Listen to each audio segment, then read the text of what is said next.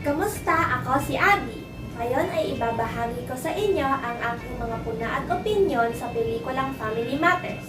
Kakapanood ko lang ng pelikulang ito at talagang maaantig nito ang ating damdamin dahil sa napapakita nito ang araw-araw na pangyayari sa bawat pamilya lalo na sa ating mga Pilipino. Maganda ang sinematografiya at ang bawat karakter ay nagre-reflect sa pangkaraniwang tahanan. Ang damdamin, atmosfera ay inilalarawan ng maayos at maganda sa pelikula.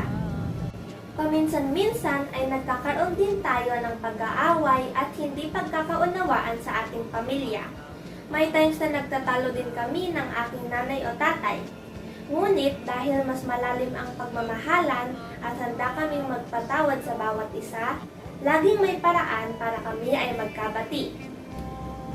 Inirerekomenda ko ang pelikulang ito at sulit ang aking oras sa panonood dahil sa lahat ng maaari mong matutunan bilang isang pamilya. Sana ay magustuhan niyo ang pelikulang ito. Maraming salamat sa panonood. Paalam!